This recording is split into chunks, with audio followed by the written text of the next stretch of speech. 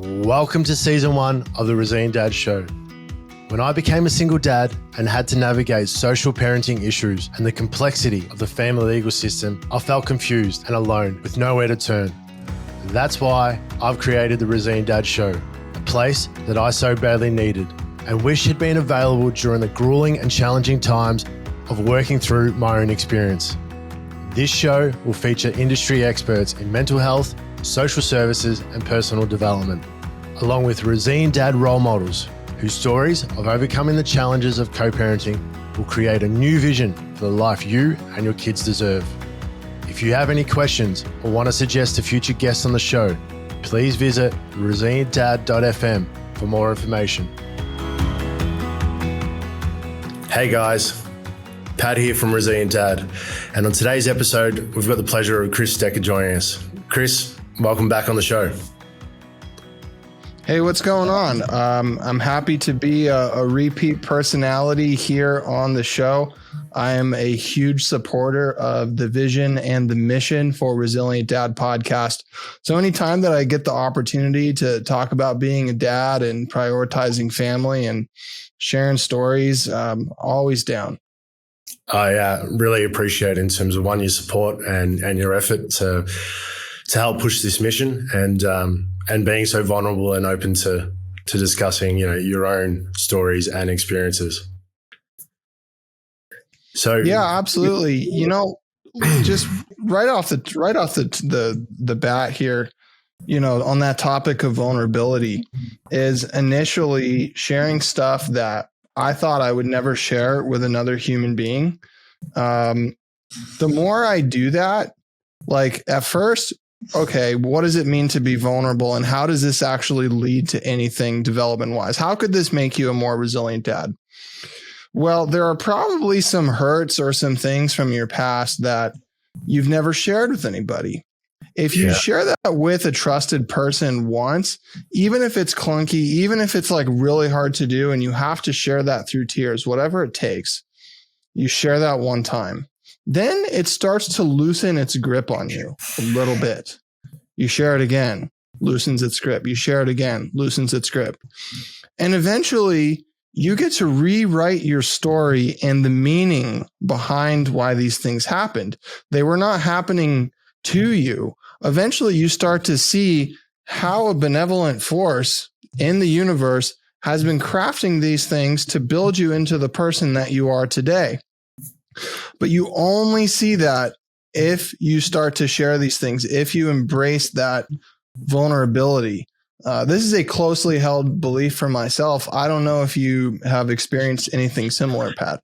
Absolutely. And I think you hit it on the head there, that when you finally stand up and face those demons as such, you gain, your kryptonite becomes your superpower, and the ability to not let it have a choke on you anymore, and understand that in terms of, like you said, the meaning that we put towards different events and so forth in our past don't necessarily determine what our future are. And from there, we have the ability to create not only the meaning, but the future that we want. And, I think this whole journey so far, being open and vulnerable with, yourself, other guests that we've had on the show so far, and this whole journey, it's really opened me up and also opened me up to being more, vulnerable to people as well, that to understand that people aren't there necessarily to hurt you, to make your life harder. We're all going through our own experiences, and with a bit of perspective and understanding that, that everyone has, their own things, and we all have our own insecurities and things that are holding us back. But being that example to others and also, to our kids that being vulnerable is actual a strength. It's not a weakness. And I think that's where real power comes from.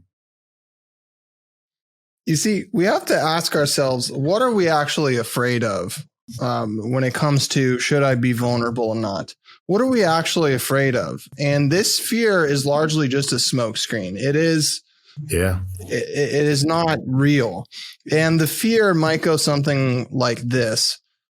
What if they say something back that's going to devastate me and they don't accept me and they run away from me? Because at the root of this is a fear of being disconnected from our tribes, disconnected from our groups of people, outcast by society. If they find out the truth, then I will be rejected by everyone. I will be unloved. Yeah. Now, here is what you have control over, Pat. You have control over how you view feedback. You see, you can't control what someone's response is, but you can know that they're going to respond. It's up to you to see through whatever their response is going to be. If you share something with somebody and now you've invited them in and they decide to hurt you, you have the control and the power to not continue a relationship with them or to continue to set some kind of boundaries. But if you never do it because you're afraid and you never take that step, you will never experience the growth. You see, what we're talking about here in terms of becoming a resilient dad, when I had my son was born via C-section and my wife was knocked out cold. She was on so many drugs. It was crazy. She could not hold our son right after he was born. And so they gave him to me. And I've got this weird alien looking pound of flesh on my arm that I instantly loved and connected with.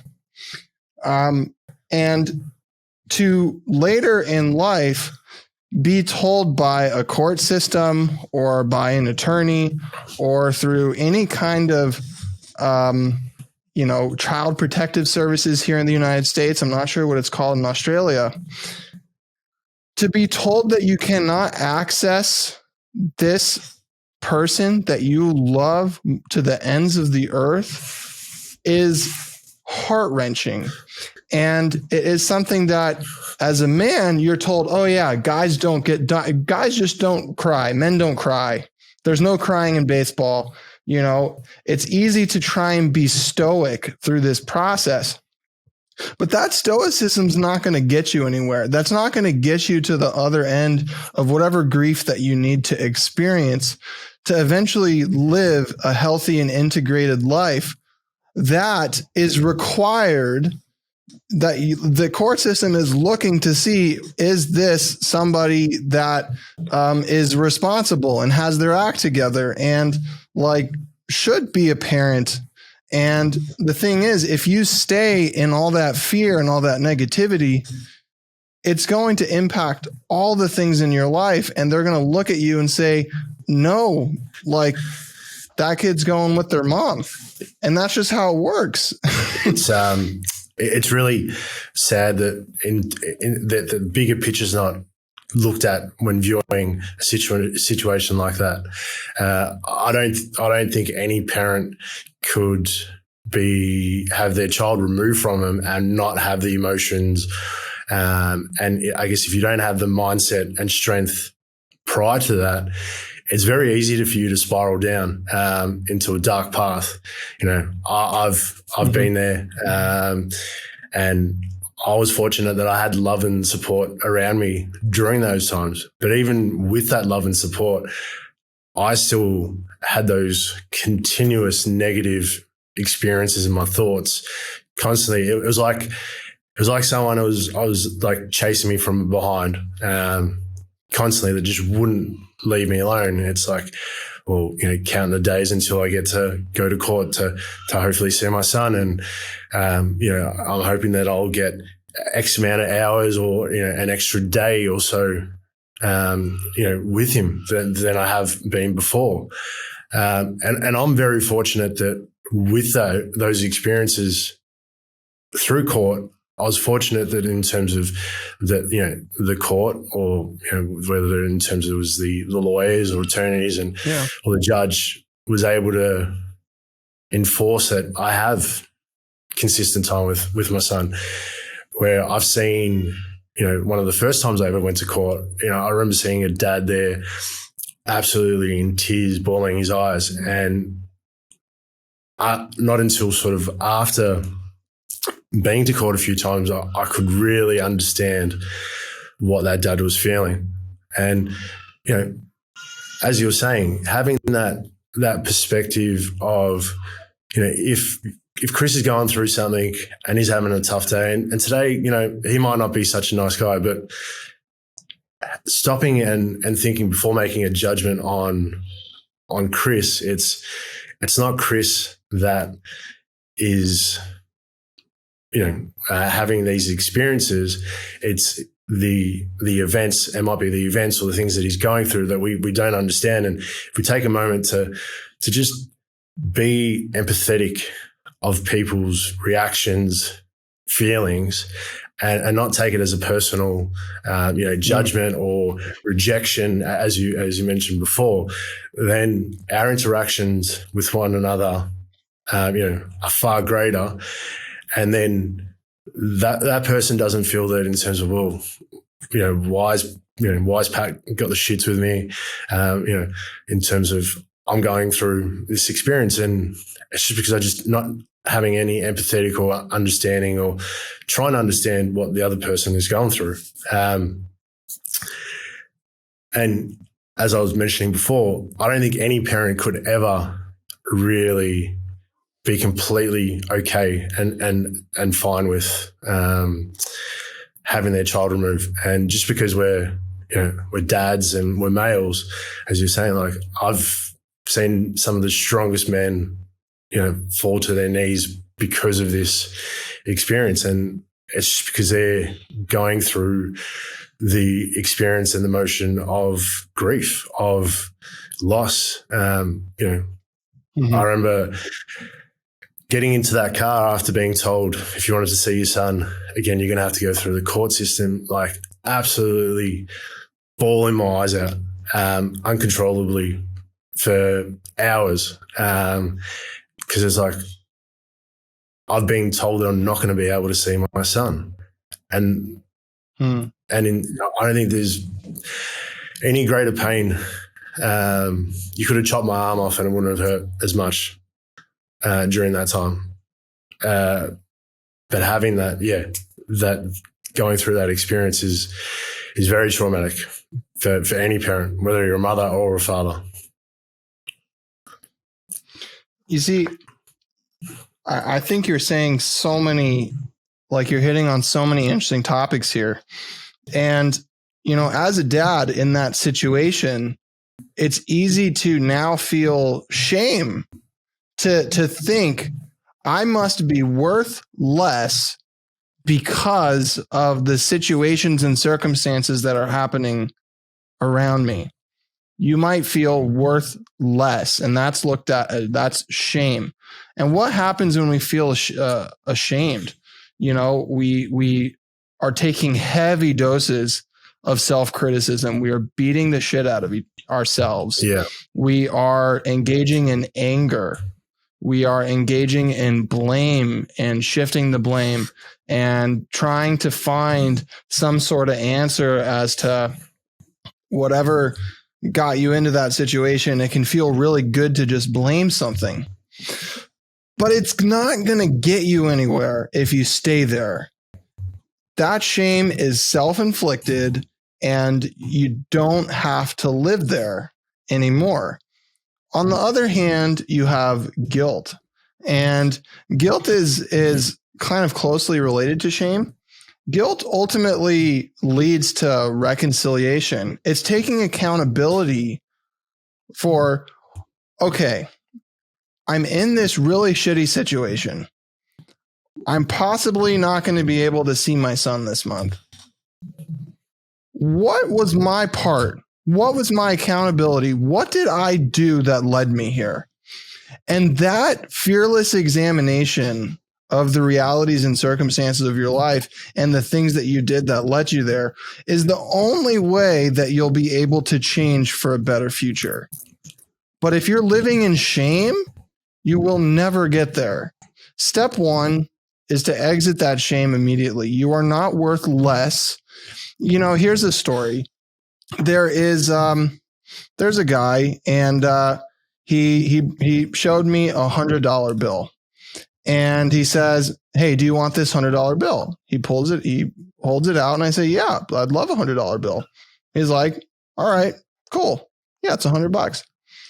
He takes the same $100 bill and he crumples it up, and then he hands it to me. He says, "Do you want this $100 bill?" I said, "Yeah, it's $100." He literally takes it, throws it on the ground, stomps his foot on it, spits on it, and says, "Do you want this $100 bill?" I'm like, "Yeah, it's still $100. No big deal. I can take it to the bank." And that's the same with you, is that you are not worth less because of the shit that you're going through. You may be trampled, beat up, dirty, spit on. Like, some of these fights can get awful, but you're not worth less for 1 second throughout the whole process. And I love that story, and that's well said. You are worth the effort, the care, the support, and reminding yourself in terms of your worthiness will help you guide you through this experience a lot more with, that comfort and understanding that you are not your experience, and you will overcome this by focusing on the things that you can and letting go of the things you can't. And I think, like, as you mentioned, accountability, that's by far one of the greatest gifts I think anyone could give to themselves. Because how do you know where you are if you don't really accept what's happened and your part that you've played? Because we all play a part to what we experience, whether it's in a relationship, whether it's in our careers or experiences that we have. Like, we decided to make that commitment to be there, to engage, whatever it may be. And there isn't just, it's like they say, it takes two to tango. And I think me being able to take that accountability of my own actions and understanding how my past was influencing in terms of my behavior patterns towards my relationships, and that the easiest thing for me to do, back then was up and leave. Like, it was safety. And so that behavior pattern, destroyed a lot of great things in my life, even prior to having the experience of having a co-parent and having my first son. So, I think it's having that perspective that we are no less and we're no greater than anyone else, but we're definitely no less of a human, and we deserve just as much as everyone else. And can you share a little bit about your, some things that have helped you with your accountability in your journey so far? It's something that we're doing right now, Pat, is that because of your own personal development efforts, you took on a challenge called the 75 Hard Challenge. Yeah. And when you're telling me about this challenge, you're enrolling me in it. You're not afraid of whatever feedback you're going to receive from me because you decided you're going to do it. And you know what? I actually felt compelled to say, can I join you on this journey? And I decided, well, if Pat's doing it, I might as well do it. And every single day I've been sending you a screenshot of the 75 Hard Challenge. And it's such a simple challenge because there's no gray area. It's true accountability. Yeah. Did you drink a gallon of water today? Yes or no? There's no explanation. There's no possible excuse. It's, did you do it? And the simplest form of accountability is so binary. Was I an asshole today? Yes or no? Did I drink a gallon of water today? Yes or no? Did I record my podcast today? Yes or no? There's no gray area. Accountability does not have emotions. Accountability is numbers and tracking. And accountability is pure data. You can't change what you did in the past. You can't, as much as you try and run and hide from it, it doesn't change what you actually did. You know in your heart what you did. You know exactly what you did. And you can either accept it and own up to it, or you can continue the rest of your life hiding and living in that shame and continuing to get horrible results in your life, because the fruit does not fall far from the tree. If you're living in such a negative, constant state, you will not have positive results in your life. It does not happen, because where focus goes, energy flows. And yeah, you're spot on. There is no gray area. And you know, I thank you for joining me on this journey of the 75 Hard Challenge, because I you know, for even having you sending me those daily accountability check-ins that, you know, you've completed the day, it actually in turn actually is really supporting me also through my journey, because I know that Chris is going to be sending me a completed day. I got to make sure that, you know, I get my ass out there, even if it's at 10:30 at night, because the last thing I want is to not, you know, finish the day off strong, regardless of the time. The way our time zones work is that when my day's ending, yours is like right in the beginning. Correct. Still. So it's like that, my morning alarm essentially is saying, get your ass up, you got shit to do. And, you know, it's been great sharing, you know, obviously this journey with you, having you as, you know, as a teammate and a brother on 75 Hard Challenge. I look forward to coming towards the end and celebrating that 75 days of, you know, accountability and action. And I look forward to the results, not in only the physical aspect, but the mental aspect that we're both going to gain from this experience. So thank you very much for your time today. And to everyone, I hope you enjoyed today's episode, and I look forward to speaking to you guys soon.